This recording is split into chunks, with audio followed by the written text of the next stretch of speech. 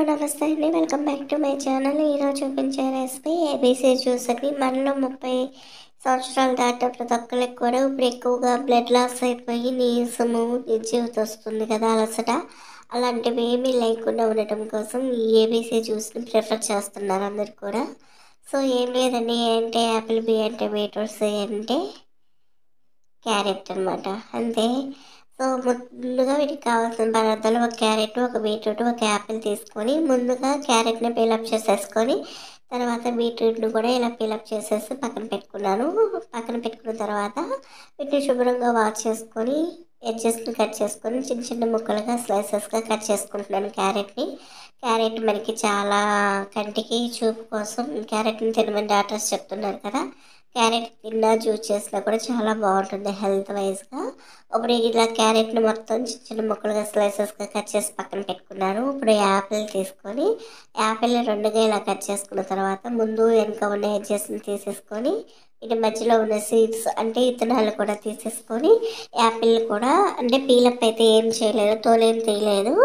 ఇలా ముందు వెనుక ఉన్న ఎడ్జెస్ని తీసేసుకొని విత్తనాలు కట్ చేసుకొని వీటిని కూడా యాపిల్ని చిన్న ముక్కలుగా కట్ చేసి పక్కన పెట్టుకుందాము. రోజుకు ఒక యాపిల్ తింటే డాక్టర్ దగ్గరికి వెళ్ళాల్సిన అవసరం లేదంటారు కదా పెద్దవాళ్ళు. అలానే ఈ యాపిల్ని కూడా ఒకటి కట్ చేసి పక్కన పెట్టుకున్నాం. అన్నట్లు ఈ ఏబీసీ జ్యూస్ని ఒక నెల రోజులు ట్రై చేయండి. బ్లడ్ పట్టడమే కాదు, తల తిరగటము అవన్నీ ఆగిపోతాయి. బ్లడ్ కూడా పట్టేసింది. అలానే మంచి శరీరం, మంచి కలర్, స్కిన్ టోన్ కూడా మంచి కలర్లో ఉంటుంది. ఇట్లానే యాపిల్ ముక్కలన్నిటిని కూడా కట్ చేసి పెట్టుకున్నాను.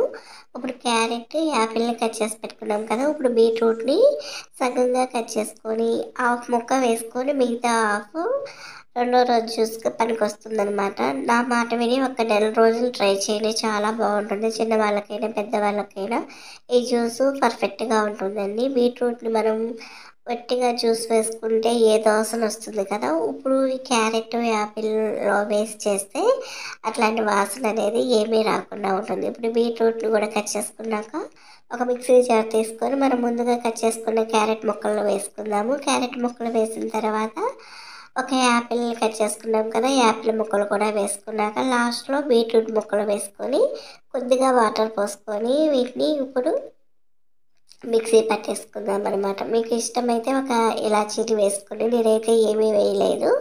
వాటర్ వేసుకున్న తర్వాత ఇప్పుడు ఈ జ్యూస్ని ఒక గిన్నె పెట్టుకొని అందులోకి ఒక స్ట్రైనర్ తోటి ఇలా వడకట్టుకుందాం. పిప్పంతా కూడా అడుగు నుండిపోయి చూడండి, ఈ జ్యూస్ అనేది మనకి ఎంత మంచి కలర్లో ఉందో. ఈ జ్యూస్ వచ్చింది కదా. ఈ జ్యూస్లో మనం పాలు కానీ, షుగర్ కానీ, బెల్లం కానీ ఏమీ యాడ్ చేయట్లేదు. సో పిల్లలు వట్టిదిగా తాగదు కాబట్టి కొద్దిగా హనీ వేసి వాళ్ళిద్దరికి ఇస్తున్నాను. నేనైతే వట్టిదే తాగానండి, చాలా బాగుంది. ఇట్లా ఒక నెల రోజులు ట్రై చేయండి. ఏబీసీ జ్యూస్ తీసుకుంటే రోగాలన్నీ కూడా నయమైపోయి చక్కని బ్లడ్ పడుతుంది. స్కిన్ కూడా మంచి కలర్ఫుల్గా ఉంటుంది, స్కిన్ కలర్ కూడా. సో ఇప్పుడు ఇలా కలిపేసుకొని దీన్ని తాగేయటమే. పిల్లలకైతే అలా అండి, పెద్దవాళ్ళు అయితే వట్టిగా తాగినా కూడా బాగుంటుంది. వీడియో నచ్చితే లైక్ అండ్ షేర్.